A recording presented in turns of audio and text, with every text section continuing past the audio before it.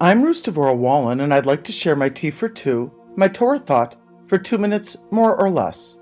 This week, we read Parshas Emor, which means speak or say.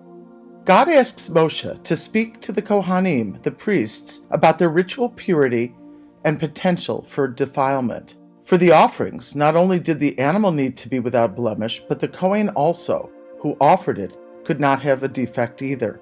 Further in the portion, Shabbos, Passover, Shavuos, Rosh Hashanah, Yom Kippur, and Sukkot are mentioned.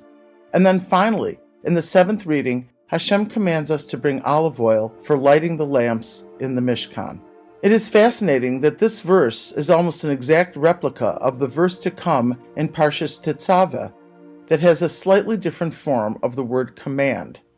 In our verse, it says tzav, command, and in Tetzaveh it says va'ata tetzaveh, and you command, with an additional emphasis on Moshe being the commander. It happens that we have an explanation of this interesting verse from a discussion the Lubavitcher Rebbe edited and personally distributed by hand to his followers called a mimer or discourse.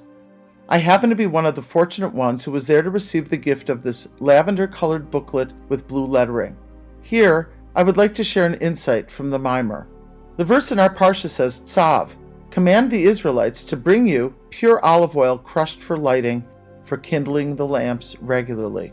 The discourse explains how the Jewish leader inspires and nurtures the soul's essential faith. Since the word tzav, command, also means connect, Hashem is asking Moshe not only to command us about the oil, but Moshe is being told to bond and connect with the people.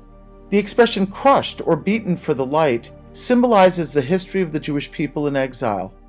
Often, only when we were under pressure did we overcome our challenges and reach the light. The true depths of the soul shine when we are under duress. In the same way, a diamond is formed under extreme heat and intense pressure. God commands Moshe to issue the call for pure virgin olive oil. Oil is fuel that represents potential energy and wisdom. We must each strive to use our purest potential to illuminate our surroundings. Rashi comments on the phrase to keep the lamp burning constantly. Literally, the word lahalos means to rise. The Kohen should light the flame until it rises on its own. All he needs to do is ignite the wick. After that, the flame will go by itself. To ignite a soul, you need to stick with it until it's obvious that it is going up by itself.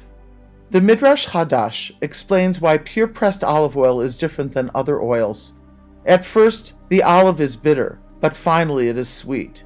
So too, even though we have suffered a long and bitter exile, may we merit the sweet times of Mashiach.